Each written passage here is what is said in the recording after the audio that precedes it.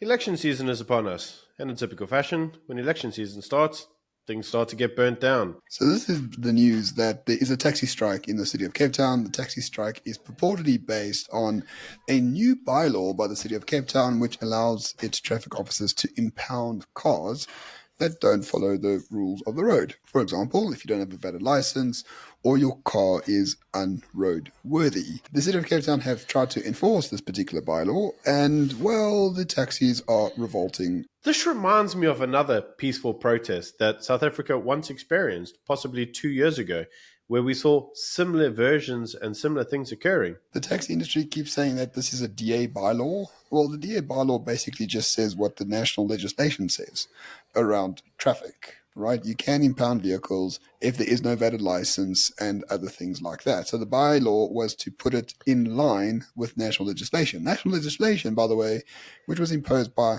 the ANC, not the DA in and of itself. And apparently, when the rules apply equally to taxis, they just lose their shit. So there's a couple of things in this, ladies and gentlemen. So the first thing is the actual laws that have been passed aren't actually really that revolutionary. Don't drive with insurance, don't have a license, break the laws, get a demerit, lose your taxi. These are the type of laws that we see in many first world countries. We see these things in Australia, we see them in England, and I'll draw reference to that specifically because these rules, to a degree, are copy and paste of rules that are imported from England and Australia. And this is a good example where those laws are imported to South Africa. They almost copied and pasted the systems here, and they just don't work with the locals. The problem inevitably comes, Ramon, in that these rules, interestingly enough, are reminiscent of actually the road traffic rules that are now set to come in place, which are a demerit and a merit system. A accumulation of penalty points will see you losing your license. Not having a license will then have your vehicle forfeited and impounded. This is a system they use in the United Kingdom. The system is so embedded that insurance companies even use it for the purpose of determining your insurance premiums. How exactly would this system be implemented in South Africa, given the violence that we're seeing? You have this inherent irony where the ANC passes the laws and the DA, being the party that's in charge of the Western Cape, seem to be the only province and cities that actually enforce those particular laws. So right now they are enforcing a national law passed by the ANC in 2009. When ARTO comes in and the demerit system kicks in, is the city of Cape Town going to burn once again because it enforces the laws imposed by the ANC? This is nothing more than thuggery and anarchy versus law and order. And as South African nationalists, we always have to be on the side of law and order. Remember, Cape Town's relatively the peaceful city in South Africa, right? It's not Durban, it's not Johannesburg, it's certainly not Port Elizabeth.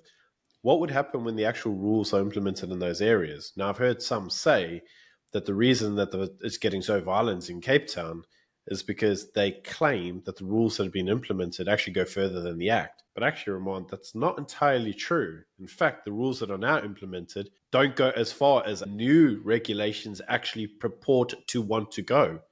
So if this is the response in our most peaceful city in South Africa, what the bloody hell do you think is going to happen when we implement ALTO to places like Durban, mate? These are normal traffic rules that the taxis don't want to abide by.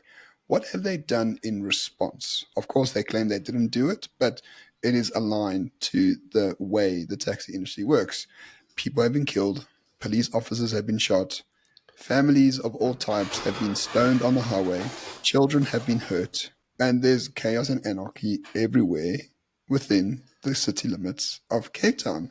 Now, the government of Cape Town has managed to free up some traffic. They have impounded lots of taxis. They have arrested a lot of protesters, so traffic is relatively free-flowing for now. But this is an insurrection because of some traffic laws. This is the lawlessness of South Africa writ large. And because the DA is the only one enforcing any laws whatsoever, they are bearing the brunt of lawlessness everywhere else in the country. But that does beg the question, why have rules that don't really apply in the rest of the country that only really seem to be applied in the Western Cape? That by extension makes the Western Cape almost ungovernable in comparison to some of the lawless cowboy places elsewhere. And you can infer from that what you wish, I suppose. But the relevant question that we're now left with is, what exactly do we do now in the Western Cape, where we are starting to see the first semblances of the statutes that are now going to be implemented in the country? As I said at the start, This is fairly standard in many countries, mate. But what it does show you is that as a society, the social contract has degraded to a point where law and order can no longer be applied.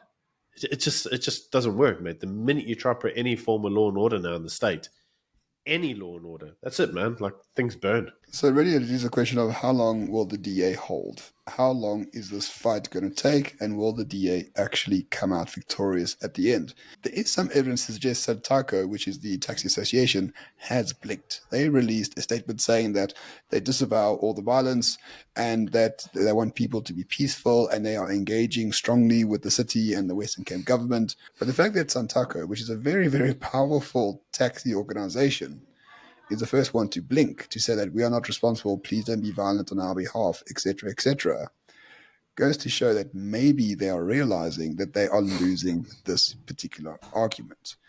By creating havoc for its own commuters and the DA not backing down, Santiago is going to lose this. For the first time in the history, the taxi industry is going to lose something, and that's actually a very good thing. So I suppose, ladies and gentlemen, our view is this. DA, hold the line, hang strong, hang your head up, apply the rule of law. Things are going to get worse before they get better. But let's face it, this may be the first time in South Africa's history that one of the mafias are challenged and beaten by a member of the state.